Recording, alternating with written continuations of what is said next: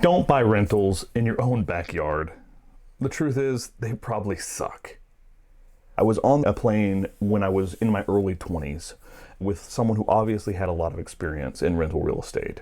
And he said, I'm just really having trouble finding places that are even cash flow positive. He's like, usually I'm finding things that are like 1%, maybe 2% cash flow positive. And that's because the fundamental numbers of most markets suck.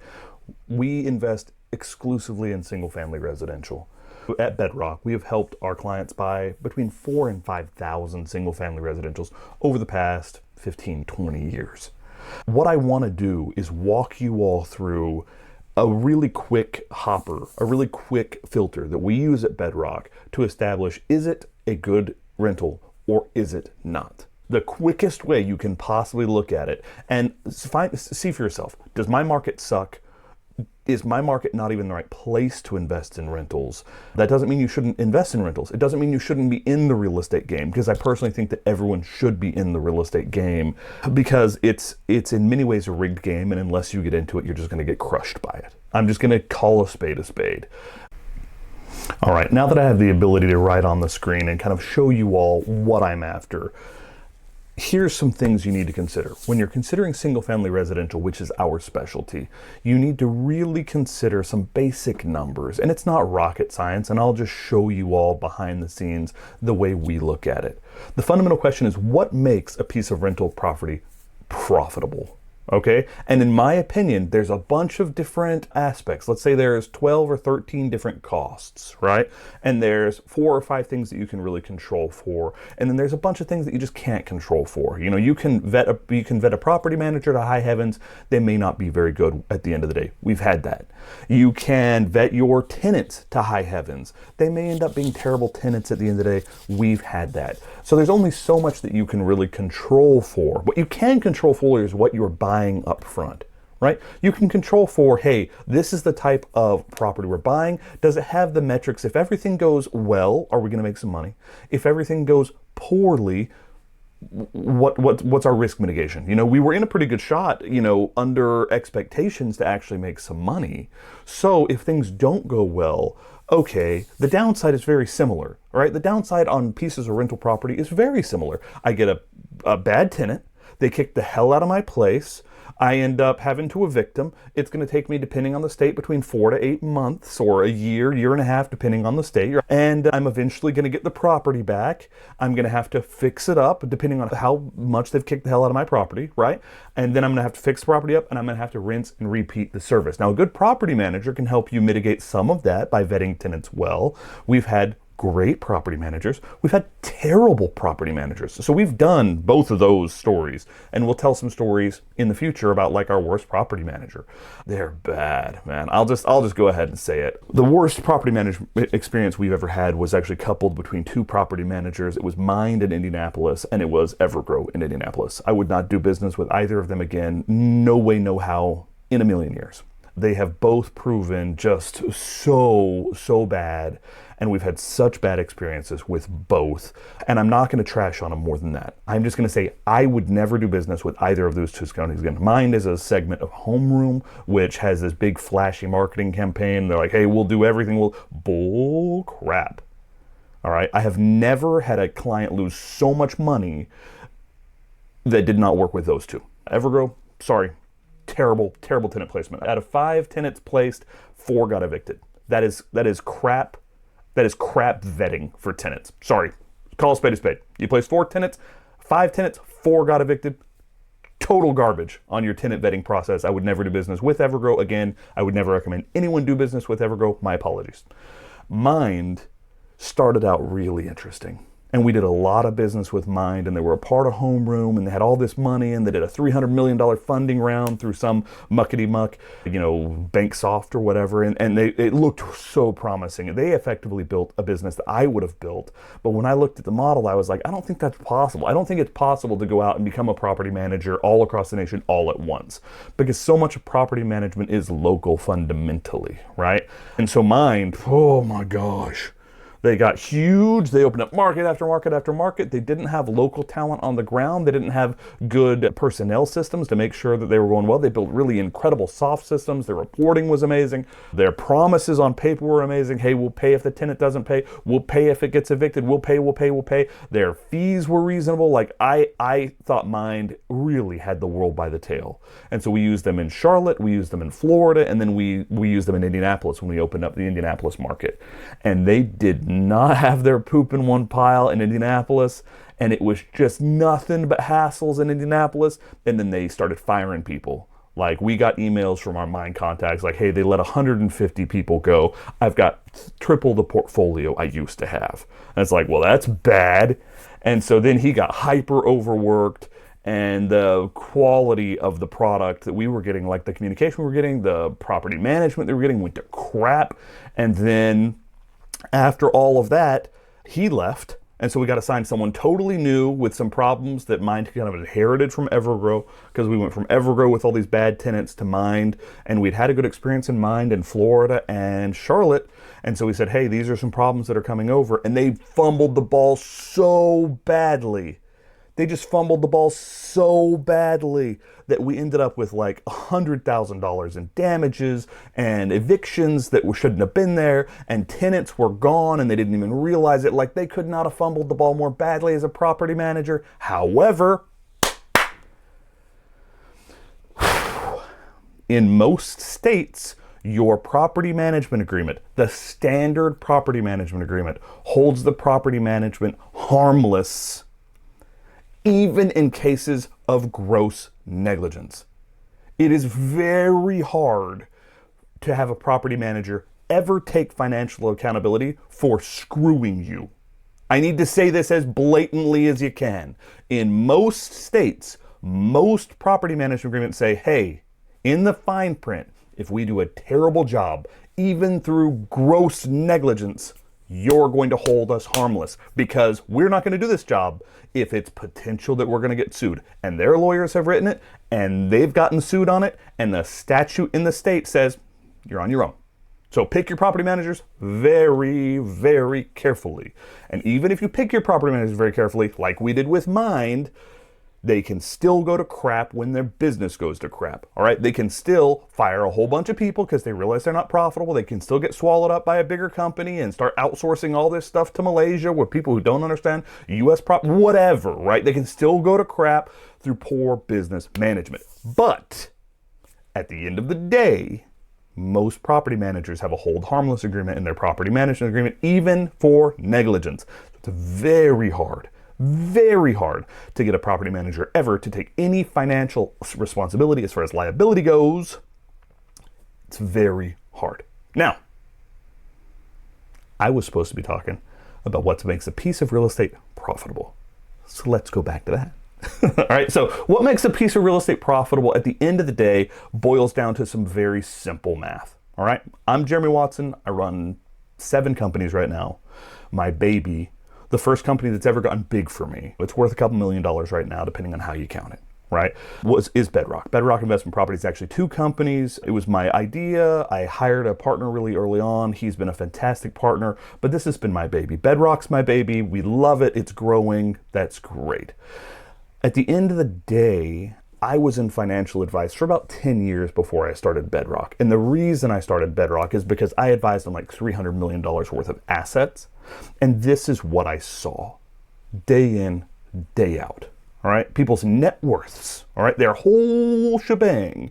I saw for the most part, they had stocks and bonds, all right, they had 401ks, they had everything else, some were company founders, and they had their real estate.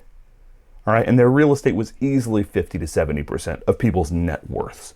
So people's net worths, where they actually made their money, where they actually became millionaires, was real estate. It was over and over and over. It was real estate. And I was at a financial services house where we offered insurance and annuities. We didn't do anything with real estate. And so I sat down with a bunch of firms. I asked my firm, hey, can I be the point man and kind of find us a real estate product? Because I'm seeing all this trash come across the desk. As far as real estate goes, can I go and sit down with some CEOs and make some strategic partnerships? Because we need a real estate product. We need a product to fix some of this crap. Because I'll show you on this call, like, There's some real crap in real estate that's never going to math. It's never going to math out because the fundamental numbers don't work. And the fundamental numbers aren't even that hard to get to. All right. So I saw a bunch of real estate that needed help. I realized I could make great money if I could crack that, if I could figure that out. And so I founded Bedrock. All right. Here is the number one secret to buying rental property. I'm just not even going to bury it. All right. This is the number one secret to buying rental property. Period.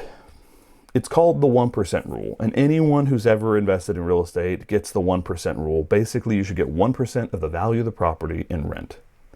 I don't like the 1% rule because it becomes very hard to understand the flexibility is vertical, like up and down from 1%. Okay, if 1% is the ideal, is 1.5% better?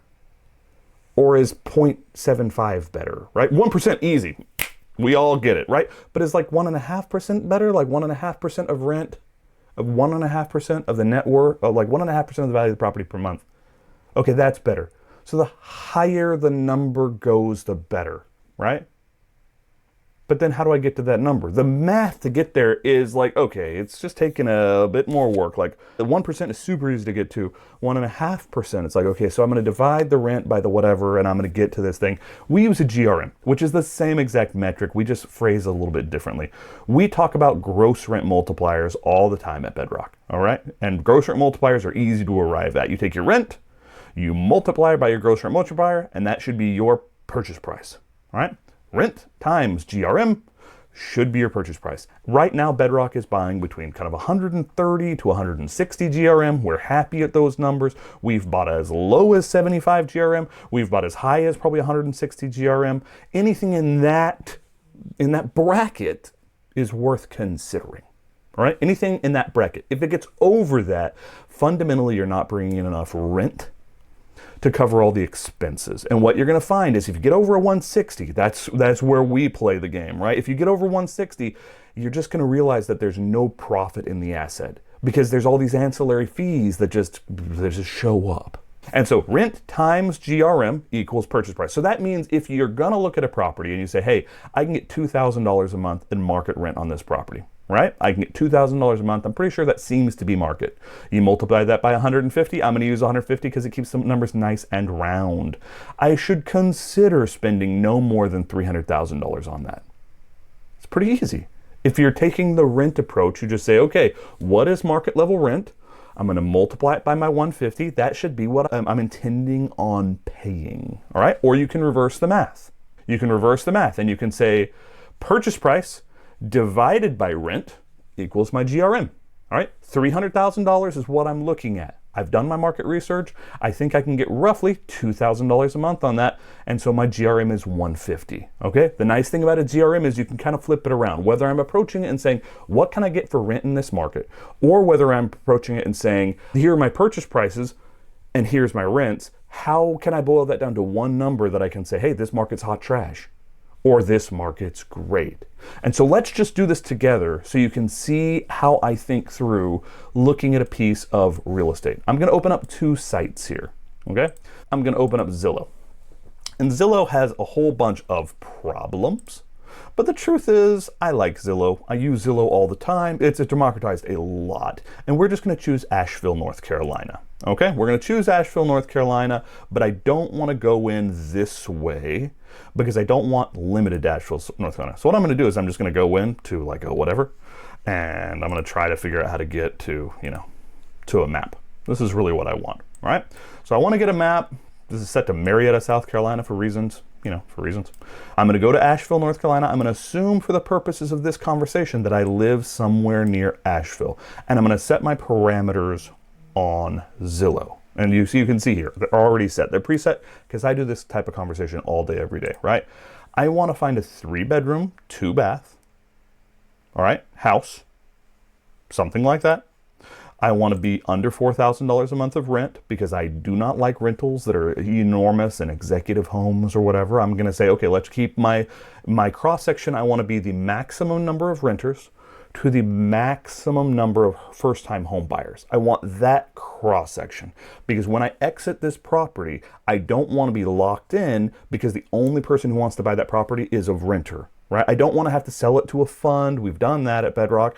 It's a great way to get low offers. I don't want my only buyer to be like a cash real estate investor who's hyper savvy. I want my buyer to be a first-time home buyer. I don't want to take this off the market forever. I want to use it for a while, and then I want to sell it to a first-time home buyer. And by selling it to a first-time home buyer, I'm able to not keep that house off of the market forever. I'm not depleting inventory forever. But at the same time, by selling it to a first-time home buyer, there's the maximum number of people in the market who are buying first-time homes. And so I'm trying to say, okay, I'm going to use it for a while. We're going to use it as a rental for a while. And then we want to have the maximum number of buyers when it comes time for our exit strategy, which is we want to sell it to a first-time home buyer. And so we say, okay, 3-bedroom, 2-bath, home type. I don't want apartments. I don't want townhomes. I want the entire place. I want houses, okay? Because we're Bedrock, we specialize in single-family residential. Period. Game, set, match, right? And so we want single family residentials. We're not interested in apartments. We're not interested in condos. That's not Bedrock specialty. Sure, you may be yelling at the screen, but the real money is in multifamily. Whatever. There's so many operators in multifamily right now who have no idea what they're doing. We see multifamily just blowing up because cap rates have been at all-time lows. Interest rates have risen. They've all blown through their liquidities. They've all blown through their acid tests. And now we see multifamily being lost in like the tens of thousands because interest rates tripled on them and they didn't build that into their models. I don't like the complexity of that. Everyone can have things they like, right? We've all got things we like. So, I like single family residential, and that's what I'm going to walk you all through. And hopefully, you can get some good education when it comes to what is a good single family residential deal. So you look at this, 3-family, there are 3-bedroom, 2-bath, $4,000 or less. I haven't set hardly anything else as my specifics, right? I don't want a specific yard size. I don't the more, right? I just want to say, hey, 1980s or newer, so I can avoid things that have lead paint. So in 1980s or newer, I'm not really saying minimum square feet right now. I can really specify this in. I'm not. I'm just saying, hey, any size yard, I just want to get a taste for the market. Is this market even worth investing in? Period. Or should I be looking somewhere else? All right, Asheville, North Carolina. Let's just look at that real quick. So if we're looking at Asheville, North Carolina, I grew up there. I know this area very, very well. We're saying, okay, this house right here is $2,400 a month, $2,700 a month, $2,900 a month, $3,000 a month, $2,000 a month, $2,400. You can see a 3-bedroom, 2-bath in Asheville, North Carolina goes between $2,200 a month to $3,000 a month. It's not the biggest number in the world. It's like a 20% margin. That's an important thing. Okay, if I buy this style house in Asheville, North Carolina, I'll get between $2,500 to $3,000 a month. That's cool. With 10 minutes of research, you can get to know the general price point for a 3-bedroom, 2-bath. If you're wanting to get into rentals, hop on Zillow. Build yourself a little box. Look at it. Hop on Zillow every day for 2 months. Look at your little box. Become an expert. Say, hey, this house is a lot nicer than this house. But this house, if it was rehabbed, could be a lot nicer. You get used to it. It's really not rocket science. Like, one of the things I like about Bedrock is it's not rocket science. It's some simple math applied over time, some experience, and you become good at it. It's not rocket science. And so with that being the case, I'm going to take these houses one by one. And this is a big piece of the secret. All right. So we're going to click this one open. We're going to open this one up and we're going to say, hey, Fairview Hills, Fairview, North Carolina, 3-bedroom, 3-bath, $2,700 a month. And I'm going to calculate my GRM. Zillow used to have estimates on their houses, but for some reason in 2017, they stopped showing their Zestimate on Zillow proper. The truth is, it's fairly easy to get around that. You just have to use multiple sites at the same time. So what I'm going to do is I've looked at multiple houses now as I'm recording this to give you some decent ways to look at it. This house is the second house on the list, and this one does have it. So $2,900 a month, nice house, 2-bedroom, 2-bath, beautiful rental. I'd happily own something like this if the numbers work. So you just copy and paste the address into Realtor.com, right? Realtor.com says this last sold for $525, right? But if you go down just a little bit, it's going to give you a home value estimate, right? And what they're saying is listing price median $595, right? So it gives you at least a ballpark, right? Every market's a little bit different. I actually like Realtor's kind of Zestimate real estimate. I like those a little more in Salt Lake, where I've done a lot of business. I like them more in California, where I've done a lot of business. But you can do some simple research and be like, okay, what do we think this is worth?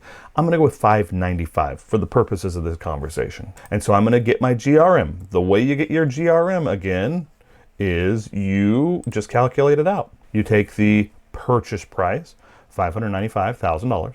You divide it by the rent you think you can get. Oh, wait, we're looking at this one. $2,900, all right? So you divide it by the rent you think you can get. $595,000 divided by $2,900. That is the math.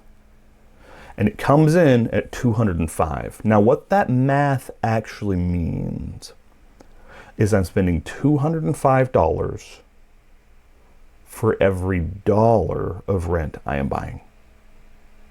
All right? I'm spending $205 for every dollar of rent I am buying. And it's over 150.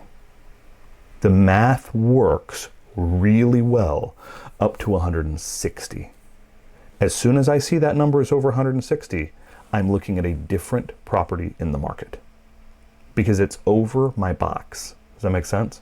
I want that number to be lower. I want to be spending $100 for every dollar I'm getting in rent. I want to be spending $75 for every dollar I'm getting in rent. 205, I know the number is busted, right? And as soon as I know the number is busted, I need to look at a different house or a different market because the math is never going to math at 205. I just need to be clear. Now, in the future, my tune may change. There was a time when we bought a whole bunch of houses in Idaho for like 75 bucks per dollar, 75 GRM, 80, 90 GRM. My best friend in the world has 30 houses up there still. There was a time where in 2010 in Arizona, the team was buying hundreds of houses at 50 to 75 GRM. Those times have passed. The market has inflated. We haven't seen a big recession since then, a big depression since then. Right now, I'm willing to look at something under 160. As long as other factors are not negative, I'll look at things under 160. Let's just look at another example. All right, so we back up to this page. We know now, okay, 100 and 200 GRM. Let's just look at that one and see if we can get a Zestimate, all right? So we pull that address, we just copy and paste that right into Realtor.com, and we hope that Realtor.com has an estimate on it, like their version of a Zestimate. And so we're saying, hey, estimated value, thank goodness, $669,000. Fairview Hills, I can get $2,754. And so that's all I'm going to do. I'm going to crank out my calculator. I might build a little simple spreadsheet where I say, hey, I'm looking at buying this house for $669,000. I'm going to divide it by potential rent, $2,750. My GRM is 243. My max is 160. I can't tell you more cleanly than that. I'm never going to buy this house. I'm never going to put this house in front of an investor because this house is not going to math. And the reason is I'm having to spend $243 for every dollar of rent I get. And that's the sneaky thing. Asheville, North Carolina, not a good rental market. Not a good market to buy rentals. I can destroy that number in Oklahoma City. All right, and I'll show you just right here, right now. I don't even know where Oklahoma City is. Kansas City, Oklahoma City. Okay, there we go, Oklahoma City. Let's just do the exact same thing. Let's just zoom in on Oklahoma City. I have the exact same filters set up, right? Fairview, North Carolina, that's some bull crap, all right? So I'm just gonna leave all of my filters the same. This is the beautiful thing about Zillow. I'm gonna zoom in on Oklahoma City and I'm gonna say, okay, that is one of the markets where Bedrock is buying. I'm loving the stuff we're seeing in Oklahoma City. It's nice enough, it's new enough, it's got a good blue collar, diversified job base. Like there's a lot of other things that matter. The thing that matters most is does the math even work on the highest level? If the math doesn't work on the highest level, all that other crap doesn't matter. Landlord laws don't matter. Tenant laws don't matter. Eviction proceedings don't matter. Property management in an area doesn't matter. Renovation cost doesn't matter. If the fundamental GRMs are too high, then I shouldn't be looking in that area to begin with. And that is a very important thing to understand. So I'm just going to zoom in. Oklahoma City. I'm doing the exact same search that I just did. I haven't reset any of my filters. I haven't done anything. I'm still looking for 3-bedroom, 2-bath, rentals, mass cross-section, the number of renters versus the number of first-time home buyers. I'm looking at the same exact thing. And so let's just look at it. See, I don't care which property, because I can see they're all kind of between 1,300 to 2,000, right? Same thing we saw with Asheville. Same thing we saw with Asheville. All right? They're all in a similar box because the rent is very market driven. And so we just look at it and say, okay, let's pick this one. Let's just pick one. Edmond Street, Oklahoma City, $1,650. Cool. Edmond Street, Oklahoma City, $1,600. Let's just drop that bad boy right into the old realtor.com to see if, and hope and pray that they have a estimate, their version of a zestimate, right?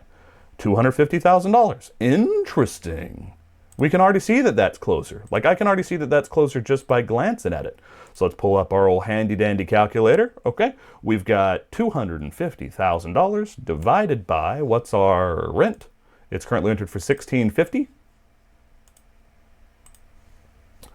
Divided by $1,650 of rent a month.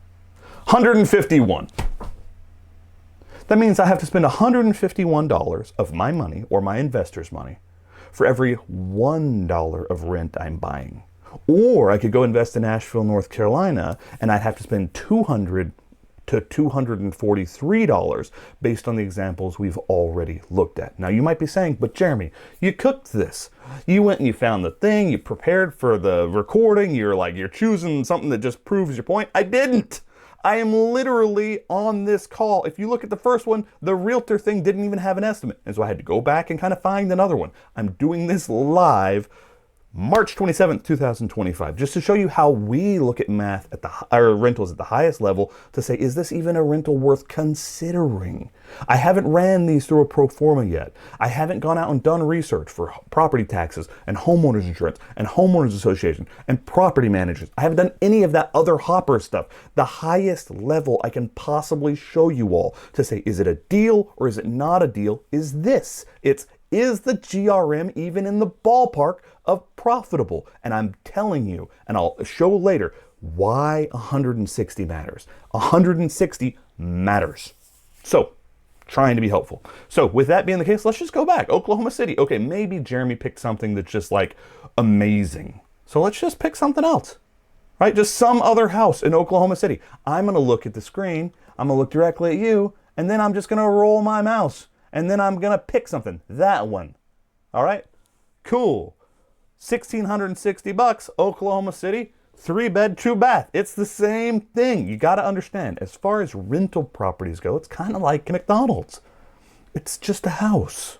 I have no personal vested interest in this house except for that it makes good money and it acts as a good investment. And so I'm going to pick it up and then I'm going to slap it over here and then I'm going to hope and pray that its estimate comes through, or it has some like estimate for what it's worth, and it doesn't because it just doesn't have the right amount of math and it's for rent right now, whatever. So I'm going to go back and I'm going to pick another house, right? Let's pick this one.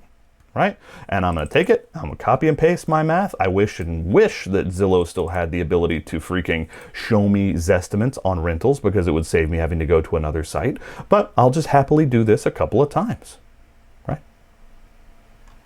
Man, Oklahoma City, it's rough getting to the old math on this one.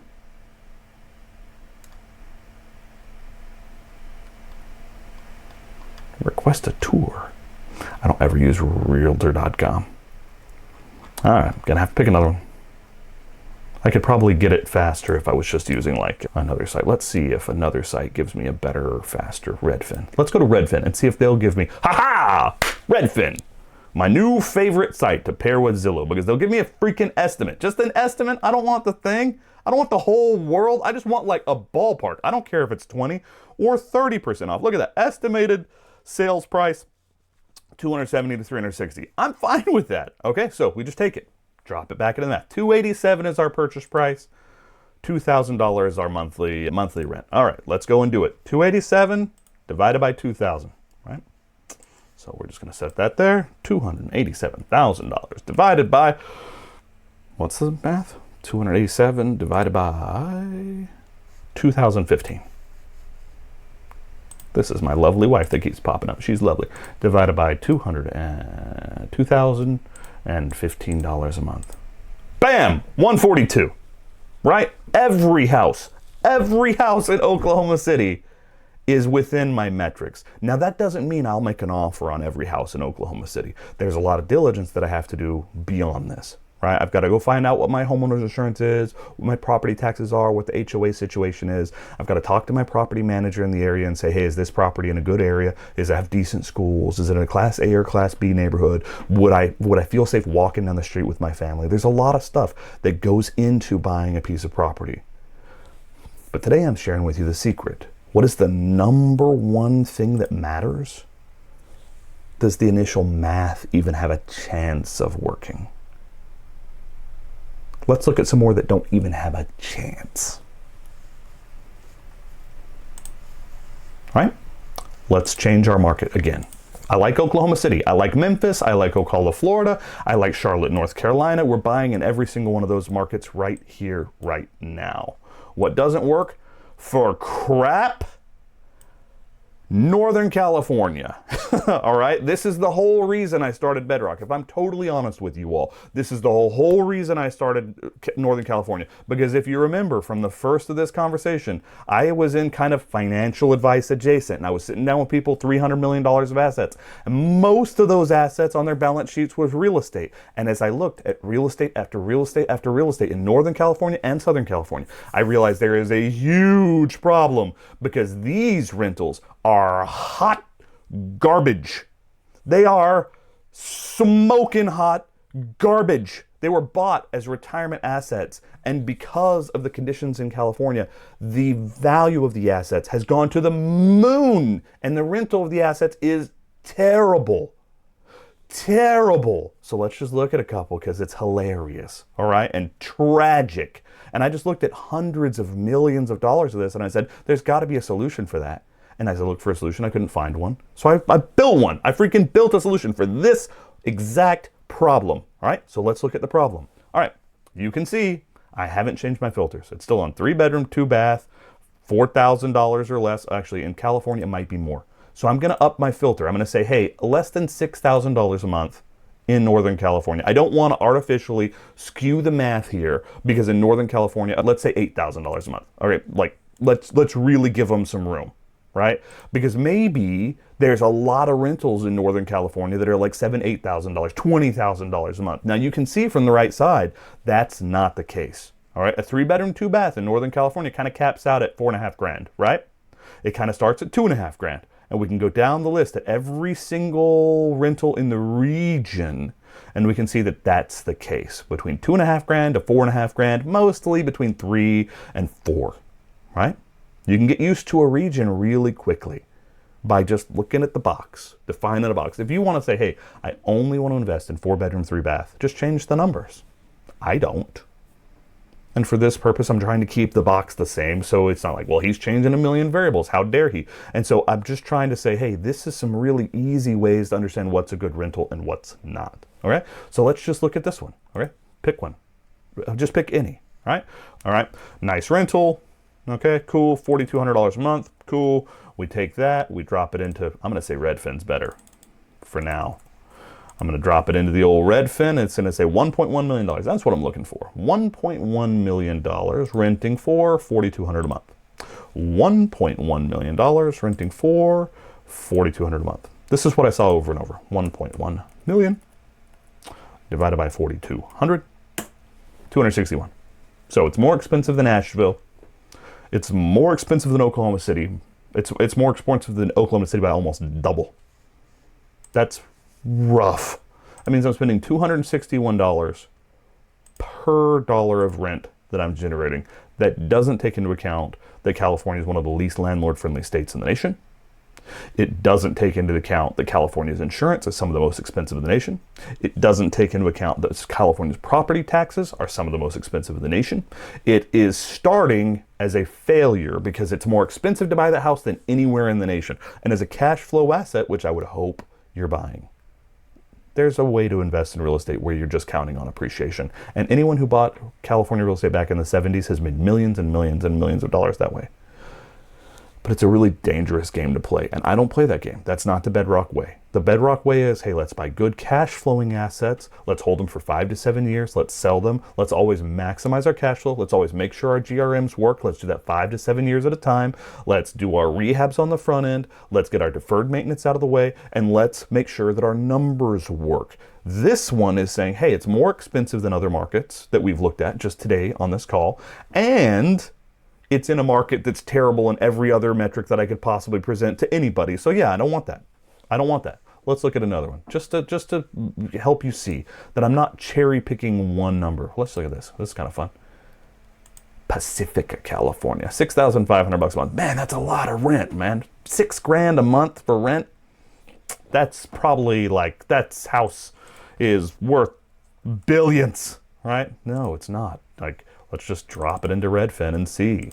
Redfin says the house is worth $1.3 million. Okay, Pacifica, California, $1.3 million, $6,500 a month. Pull up the calculator, 1.381 million. Divided by 6,500 a month. Bam, $200. The maximum I'm going to spend is 160. It's just the maximum. The absolute maximum I'm going to spend is 160. And the truth is, we can find that. Like Bedrock finds that. That's the reason I say, hey, we're investing in 9 markets. We have 13 property managers. It's because we know that stuff exists. I did a webinar yesterday where we were talking about all the different dying processes and management processes. But the truth is, like, we know we can buy that in Memphis, Tennessee, you know, $205,000, $1,500 a month, 137 GRM. That's a property we bought, right? Farmington, Arkansas, right outside Bentonville, $270,000. We spent $207,000 for it, $1,400 a month, 149 GRM. After all the vetting, we actually bought it, or I think we bought it. Yukon, Oklahoma, right outside Oklahoma City, $231,000. We're renting it for $1,700 a month, 136 GRM. You'll notice I'm shooting lower than these numbers kind of every step along the way. But that's how you buy a good piece of rental real estate. The first thing that matters, here's another one, Ocala, Florida, $289,000, renting for $1,950 a month, 146 GRM. I would never buy something in those 200, 250. I've seen things in Northern California as high as 600 GRM, 700 GRM. I'm spending $700 for every $1 I get back in rent, even if there was no property taxes, no homeowners insurance, no homeowners association, no rental damage, no vacancy, no repairs, no reserves. Even if every single penny that I ever made came directly to me and didn't stop at anyone else's fingers between them and me, it would still take me 700 months to get my investment back. It's 12 months a year. 700 months, 120 months is 10 years. Like the ones we've looked at, even if they didn't stop anywhere else, 240 months is 20 years for me to even get my investment back. If no one else, if there was no other expenses, it's just impossible for that to work. And in single family residential, keep it under 160. Pick your markets first and foremost. Make sure the fundamental numbers work before you start investing in real estate. There's a lot of people out there who will say, hey, buy my course and I'll teach you how to invest in real estate. Feel free to follow along. I'm going to try to do my best for free. We've got 7 companies. We've got Turo companies. They have their own benefit, right? Turo cars, we love, great depreciation. Great mileage, great deductions, good cash on cash. We were rehabbing properties. They have their own strengths and weaknesses, right? Big chunks of cash, big, huge plays, bigger risk potential. You know, Airbnbs, we have a couple of those. We're arming up a couple more of those. Each of these investment styles has their own benefits.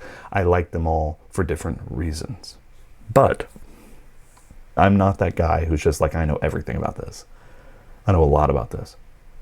But I'm not that guy who's like, I can't lose, because I have lost. I have gone from rags to, I'm 42. I've gone from rags to riches 3 times by the time I'm 42.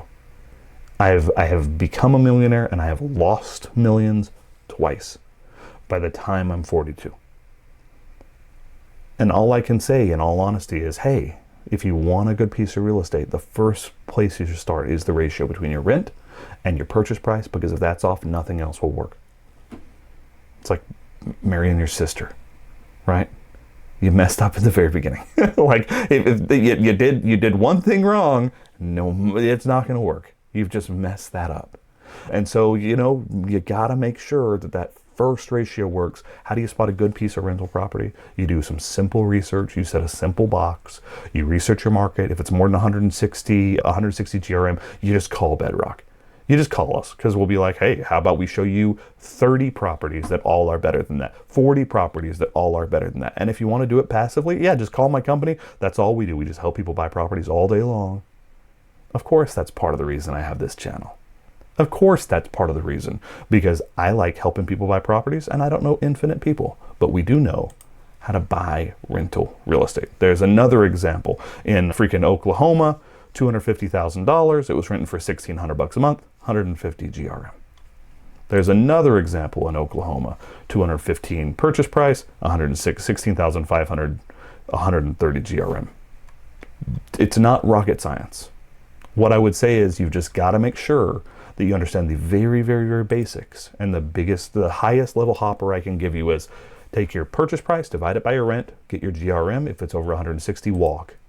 Take your rent, multiply it by 150. That should be your maximum purchase price.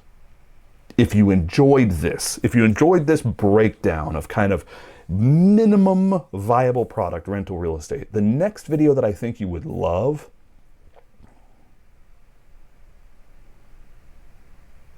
is our enormous rehab video. I think you're gonna love that. We're doing a rehab right now, like $2.5 million all in.